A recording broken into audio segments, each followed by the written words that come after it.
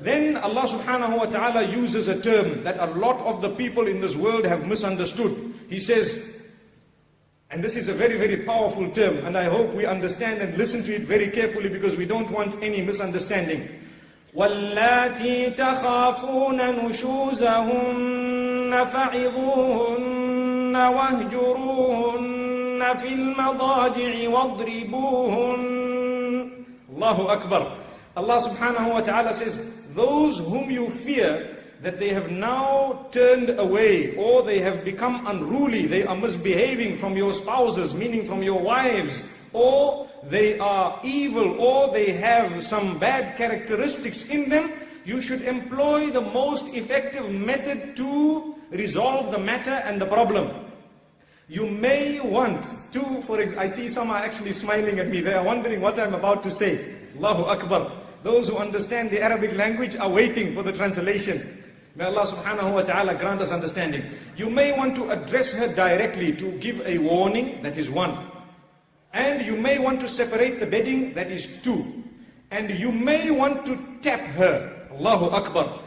The term daraba does not mean to beat. It does not mean to beat. Many Qur'ans you open them and they will tell you to beat her. That is a wrong translation. Let me give you evidence to prove what I'm saying. The Sahaba radiallahu anhum never ever beat their wives. They used a siwak. Siwak is a small stick like a toothbrush. And they tapped a woman who didn't want to look in their direction to even listen to what the problem is, to draw her attention. That is how they interpreted this, number one. Number two is the term darb is used in tayammum. That you should do darb upon the earth. Darb does not mean to beat. It means to tap the earth. If daraba meant only to beat, then that would mean when we are doing tayammum, we would have to slap the earth until our hands go red. Allahu Akbar. So remember one thing, if daraba, when it comes to tayammum, it does not mean to beat, but it rather means just to put your hand on, then you should remember women are more delicate than the earth and the soil. Allahu Akbar. Another point of evidence to prove that physical abuse is haram in Islam is that a woman has the right to seek nullification of her marriage if she is beaten up and thoroughly abused physically.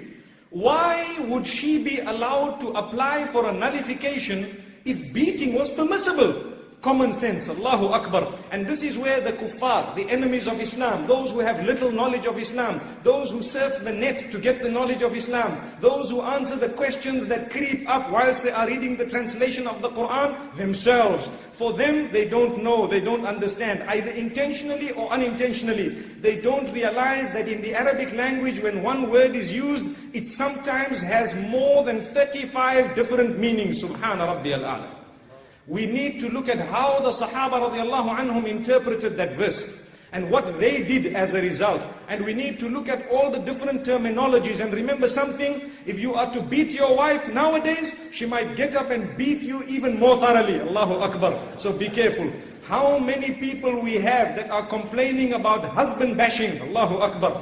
May Allah subhanahu wa ta'ala protect us. It is true. You find a man coming for Fajr Salah. Very, very early, automatically you know there's a problem. Then suddenly you see a blue scar on the top of his head.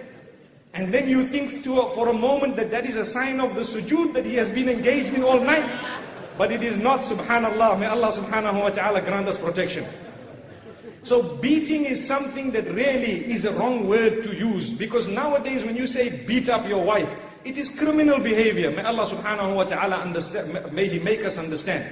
That having been said, we will never delete that word darb from the Quran. We believe it, we understand it, and we know that we should be drawing the attention of the women folk. Whenever sometimes out of the nature of a woman, she just sulks and sobs and looks in the other direction, you may want to then draw her attention with a little bit of energy. May Allah subhanahu wa ta'ala grant us understanding. So that is the verse, and that is what I wanted to mention regarding this particular verse, to clarify a misconception which is in a lot of people's minds. May Allah subhanahu wa ta'ala grant us understanding. And again, there is no need to be frightened of that verse. There is no need to delete it. In fact, if one thinks for a moment that there is something wrong with it, they may be just losing their iman. May Allah subhanahu wa ta'ala protect us. The Quran has no loopholes in it, and it does not have anything oppressive in it. It is full of peace and the mercy of Allah subhanahu wa ta'ala.